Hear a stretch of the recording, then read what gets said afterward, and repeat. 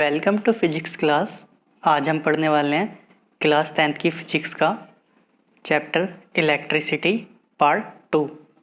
तो चलिए स्टार्ट करते हैं। तो जैसा कि आप देख सकते हैं स्क्रीन पे, ये मैंने खोला हुआ है इलेक्ट्रिक करंट। तो इलेक्ट्रिक करंट के बारे में मैं आपको थोड़ा सा बता देता हूँ पढ़ के। The electric current is a flow of electric charges in a conductor such as a metal wire. तो जो इलेक्ट्रिक करंट जो होता है वो होता है electric current is the flow of electric charges. इसका मतलब ये है चार्ज का फ्लो होना इलेक्ट्रिक करंट कहलाया जाता है। चार्ज का फ्लो होना इलेक्ट्रिक करंट कहलाया जाता है। और इलेक्ट्रिक करंट में कुछ स्पेशल टाइप के चार्जेस ही फ्लो होते हैं जिन्हें हम बोलते हैं इलेक्ट्रॉन्स। तो दूसरे शब्दों में मैं बोल सकता हूँ कि इलेक्ट्रिक करंट जो होता है वो फ्लो ऑफ इलेक्ट्रॉन्स होता है। जब भी इलेक्ट्रॉन्स फ्लो करते हैं तो क्या आता है, इलेक्ट्रिक करंट आता है। अब इस डेफिनेशन से एक फॉर्मूला निकल के आता है, वो आता है I बराबर क्यू अपॉन टी। आई बराबर क्यू अपॉन टी। आई मतलब इलेक्ट्रिक करंट बराबर चार्ज अपॉन टाइम, मतलब कितने टाइम में कितने चार्ज फ्लो हुए, कितने टाइम में कितने चार्ज फ्लो हुए, वो हमारा क्या होता है, इलेक्ट्रिक करंट होता है। The SI unit of electric current is ampere. Electric current की एसआई यूनिट होती है एम्पियर, जिसे हम कैपिटल ए से डिनोट करते हैं। यहाँ पे इलेक्ट्रिक करंट का फॉर्मूला याद रखना, I बराबर क्यू अपॉन टी। आई होता है करंट, क्यू होता है चार्ज, टी होता है हमारा टाइम, और टाइम हमेशा ही सेकंड में लेते हैं।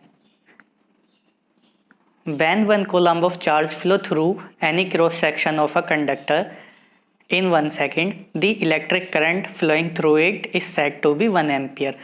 होता क्या है, जब भी एक कोलम चार्ज फ्लो होता है एक सेकंड के लिए तो हमारा 1 एम्पियर करंट हमें मिलता है। जब भी एक कोलम चार्ज फ्लो होगा एक सेकंड के लिए तो हमें 1 एम्पियर करंट मिलेगा। और इस कंडीशन को हम ऐसे शॉर्ट फॉर्म में भी लिख सकते हैं। और 1 मिली एम्पियर में हमारा होता है 10⁻³ एम्पियर। ये वैल्यू याद रखना, क्योंकि मिली की जो वैल्यू होती है, मिली एम जो बना हुआ है छोटा एम, इस मिली की वैल्यू होती है 10⁻³ तो 1 मिली एम्पियर में हमारे बैठते हैं 10⁻³ एम्पियर। ये हमने क्या करा है, एम्पियर की वैल्यू को थोड़ा सा छोटा कर लिया है। क्यों? क्योंकि एम्पियर जो होती है करंट की बड़ी यूनिट होती है, इसलिए हमने इसे छोटा कर रखा है। और 1 माइक्रो एम्पियर में हमेशा 10⁻⁻6 एम्पियर होते हैं, ये भी आपको याद रखना है। Current is measured by an instrument called ammeter. Current जिस भी इंस्ट्रूमेंट से नापा जाता है उसे एमोमीटर बोलते हैं। करंट जिससे भी नापा जाता है उसे हम एमोमीटर बोलते हैं। और ये करंट हमें किस में बताता है, एम्पियर में। 10 एम्पियर, 20 एम्पियर, 30 एम्पियर, 50 एम्पियर, ऐसे ये करंट की हमें वैल्यू बताता है। और ये साइड में आप डायग्राम देख सकते हैं, ये एमोमीटर की फिगर बनी हुई है। एमोमीटर ऐसा होता है और एमोमीटर के बीच में ए बना होता है, जिससे हम पहचान सकते हैं कि ये एमोमीटर है। और हमेशा ही एमोमीटर को सीरीज में कनेक्ट करते हैं। दो तरीके के कनेक्शन होते हैं इलेक्ट्रिसिटी में, एक तो पैरेलल कनेक्शन और दूसरा सीरीज कनेक्शन। तो एमोमीटर को हमेशा हम सीरीज में कनेक्ट करेंगे। किसी भी सर्किट में अगर हम एमोमीटर लगाएंगे करंट नापने के लिए तो एमोमीटर को हम सीरीज में लगाएंगे। ये इंपॉर्टेंट बात है, आपको याद रखनी है। यहाँ आप देख सकते हो ये एमोमीटर सीरीज में लगा है। ये जो सर्किट है, कोई भी कंडक्टर है साथ में, उसके साथ एमोमीटर सीरीज में लगा हुआ है। सीरीज में कनेक्शन कैसे करते हैं, एंड टू एंड कनेक्शन करते हैं। एमोमीटर का एंड डायरेक्टली कंडक्टर के एंड से जोड़ दिया गया है, तो एमोमीटर ना इसके साथ सीरीज में लगा हुआ है। ये आपको याद रखना है, एमोमीटर को हमेशा ही सीरीज में लगाते हैं। और वोल्ट मीटर जो कि वोल्ट नापता है, वोल्टेज नापता है, उसे हम हमेशा पैरेलल में लगाते हैं। An ammeter should have very low resistance. Ammeter का भी काफ़ी लो रेजिस्टेंस होता है। आगे इस बुक में सैम्पल प्रॉब्लम दिया हुआ है, क्वेश्चन दिया हुआ है। ये क्वेश्चन आपको करके देखना है अपनी कॉपी में। एक बार मैं इस क्वेश्चन को समझा देता हूँ और आप फिर इस क्वेश्चन को ट्राई करना।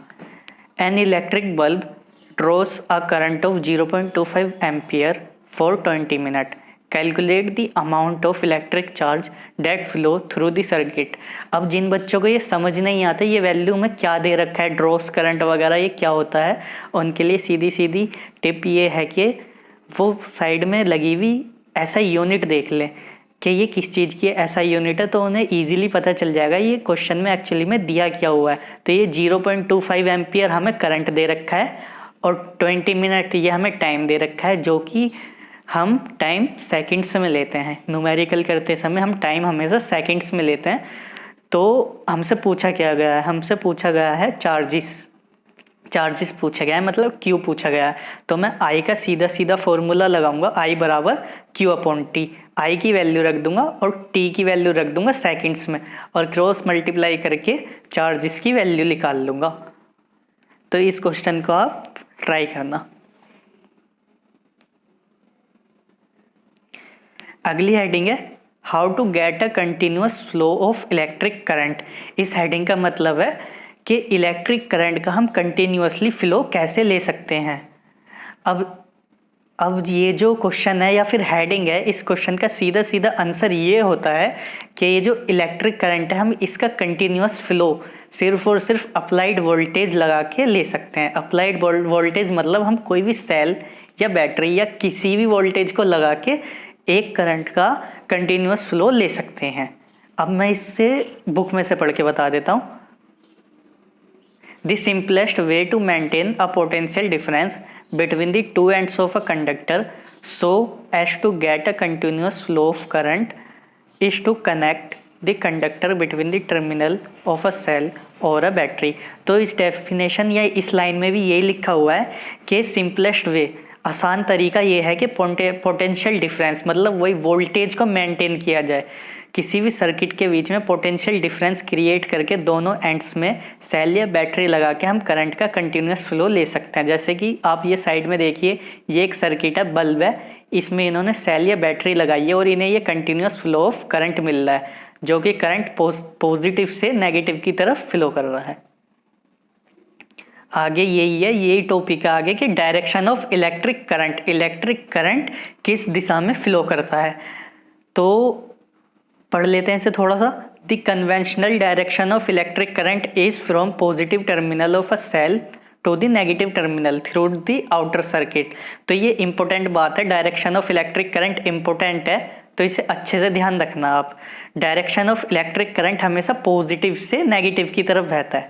करंट की डायरेक्शन हमेशा फ्लो करने की पॉजिटिव से नेगेटिव की तरफ होती है। ये देखिए आप, ये पॉजिटिव से निकल के यहाँ से पूरा घूम के नेगेटिव की तरफ आ रहा है। तो ये करंट की डायरेक्शन इंपॉर्टेंट है, आपको याद रखनी है कि आउटर सर्किट, ये जो बाहरी सर्किट है, बाहर बल्ब वगैरह है और ये वायर है, ये जो आउटर सर्किट में करंट हमेशा पॉजिटिव से नेगेटिव की तरफ फ्लो करता है। लेकिन ध्यान देने वाली बात ये है, अगर इनर सर्किट की बात करें, हम सेल के अंदर की बात करें, सेल के अंदर क्या है हमें नहीं पता होता, तो सेल के अंदर करंट कैसे बहता है। सेल के अंदर जो इनर सर्किट में करंट बहता है नेगेटिव से पॉजिटिव की तरफ, इस बात को आप ध्यान रखना, इंपॉर्टेंट बात है। अंदर तो नेगेटिव से पॉजिटिव की तरफ बहता है और बाहर पॉजिटिव से नेगेटिव की तरफ करंट फ्लो करता है।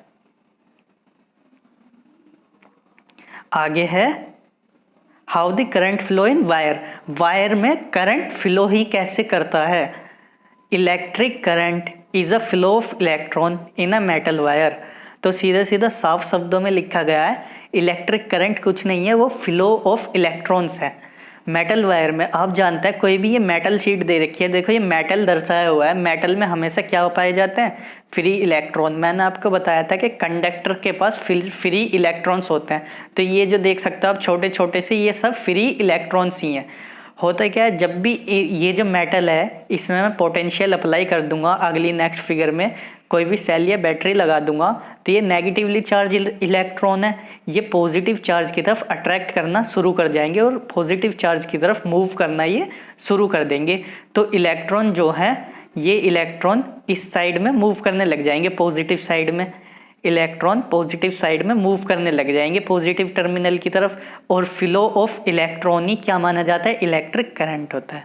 फ्लो ऑफ इलेक्ट्रॉनी इलेक्ट्रिक करंट होता है। लेकिन यहाँ पे ध्यान रखने वाली बात यह है, अगर इलेक्ट्रॉन इस डायरेक्शन में फ्लो कर रहा है तो करंट हमेशा इस डायरेक्शन में फ्लो करेगा, मतलब अपोजिट होता है। फ्लो ऑफ इलेक्ट्रॉन और फ्लो ऑफ करंट एक दूसरे के अपोजिट होता है। अगर इलेक्ट्रॉन लेफ्ट की तरफ फ्लो कर रहे हैं तो करंट हमेशा राइट की तरफ फ्लो करेगा। क्यों? क्योंकि इलेक्ट्रॉन तो कर रहा है नेगेटिव की तरफ फ्लो, लेकिन करंट करता है पॉजिटिव से नेगेटिव की तरफ फ्लो। तो इस बात को आप बहुत अच्छे से ध्यान रखना कि डायरेक्शन ऑफ इलेक्ट्रॉन और डायरेक्शन ऑफ करंट हमेशा ही अपोजिट होती है, लेकिन flow of current he flow of electron he electric current होता है।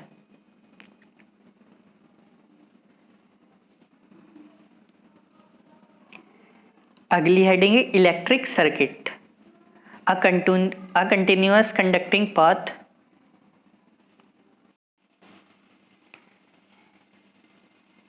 A continuous conducting path consisting of a wire and other resistance like electric bulb etc. and a switch between the two terminal of a cell or a battery along with an electric circuit flow is called a circuit। तो electric circuit क्या होता है? कोई भी एक electricity का arrangement जिसमें cell हो या फिर बैटरी हो और स्विच हो या फिर कोई भी रेजिस्टेंस बल्ब या कोई भी अप्लाइंसेस इलेक्ट्रिक अप्लाइंसेस जो हम यूज़ करते हैं, वही एक पूरा इलेक्ट्रिक सर्किट इलेक्ट्रिक सेटअप कहलाया जाता है।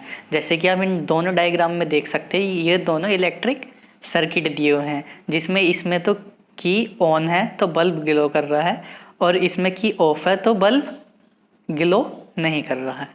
तो ये पूरा जो सेटअप है जिसमें सेल लिया हुआ है हमने, की ली हुई है और बल्ब लिया हुआ है, ये सब क्या है? इलेक्ट्रिक सर्किट है।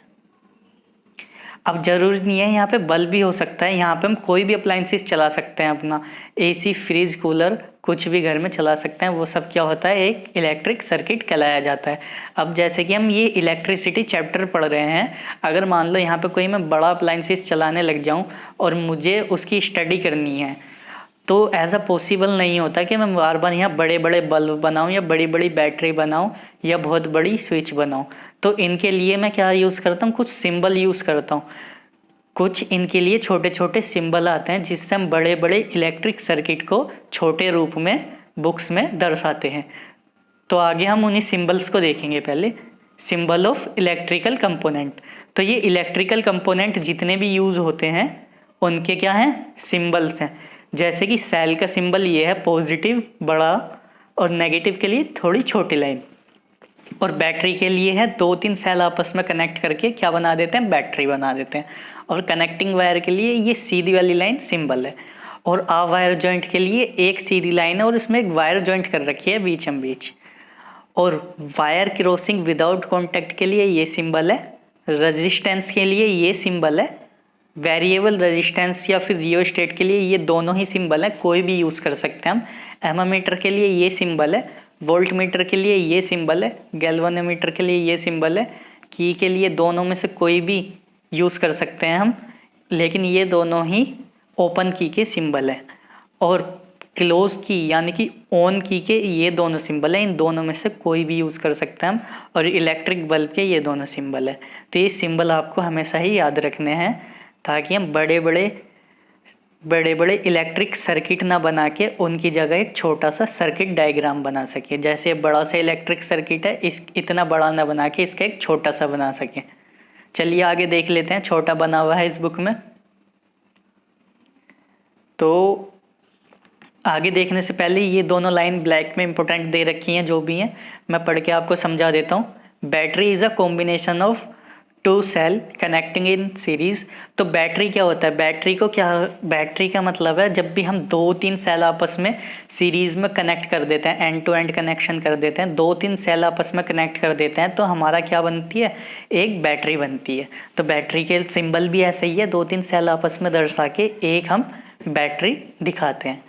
अगली है variable resistance is also known as rheostat. Variable resistance को हम रियोस्टेट बोलते हैं। अब वेरिएबल रेजिस्टेंस का मतलब है जिसकी वैल्यू वेरी करती हो, जिसकी वैल्यू को हम चेंज कर सकते हैं।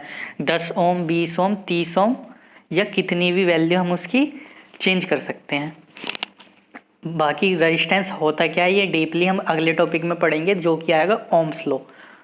जब भी ओम्स लॉ इस बुक में आ जाएगा मैं ओम्स लॉ कवर करवा दूंगा। उससे पहले देख लेते हैं सर्किट डायग्राम्स क्या होते हैं। A diagram which indicate how different component in a circuit have been connected by using the electrical symbol for the component is called a circuit diagram। अब सर्किट डायग्राम का मतलब क्या है, जैसे कि आपने इलेक्ट्रिक सर्किट पढ़ा था, इलेक्ट्रिक सर्किट में काफ़ी बड़े बड़े बल्ब वगैरह बने हुए दिखाए गए थे, लेकिन सर्किट डायग्राम में सिर्फ और सिर्फ इतने बड़े को हम किससे, सिर्फ सिंबॉलिक रिप्रेजेंटेशन से दर्शाते हैं, सिर्फ उनके सिंबॉलिक रिप्रेजेंटेशन से दर्शाते हैं, उसे ही हम सर्किट डायग्राम बोल सकते हैं। जैसे कि आप देख सकते हैं ये बल्ब है और ये बैटरी है और ये की है, और ये एरो में क्या दिखाया गया है, डायरेक्शन ऑफ करंट दिखाई गई है पॉजिटिव से नेगेटिव की तरफ। तो इतने बड़े इलेक्ट्रिक सर्किट का ये छोटा सा एक सर्किट डायग्राम बना दिया है ताकि इलेक्ट्रिसिटी की स्टडी इजी हो सके। और ये ग्लोइंग वाला एग्जाम्पल है जिसमें कि की क्या है, ऑन है, क्लोज है। और ये अनग्लो वाला एग्जाम्पल है जिसमें बल्ब ग्लो नहीं कर रहा है, इसमें की क्या है, ओपन है और ऑफ है। चलिए आगे आगे आप देख सकते हो ये एमोमीटर और वोल्ट मीटर कनेक्ट कर हुए दिखाए गए हैं, जो कि मैंने आपको इम्पोर्टेंट बात बताई थी। एमोमीटर हमेशा ही सीरीज में कनेक्शन है, इसके साथ ये जो रेजिस्टेंस दिखाया गया है, रेजिस्टेंस के साथ डायरेक्ट ही सीधा का सीधा कनेक्ट है सीरीज में एमोमीटर। क्यों? क्योंकि एमोमीटर हमेशा सीरीज में लगता है, लेकिन वोल्ट मीटर थोड़ा सा ऊपर पैरेलल में कनेक्ट है, क्योंकि वोल्ट मीटर को हम पैरेलल में लगाते हैं। आगे यहाँ पे कुछ क्वेश्चंस दिए हुए हैं, इन्हें ट्राई करना, और जिसे भी प्रॉब्लम आए इन क्वेश्चन में वो क्वेश्चन नंबर लिख के कमेंट कर देना, मैं उसका सॉल्यूशन ज़रूर करवाऊँगा।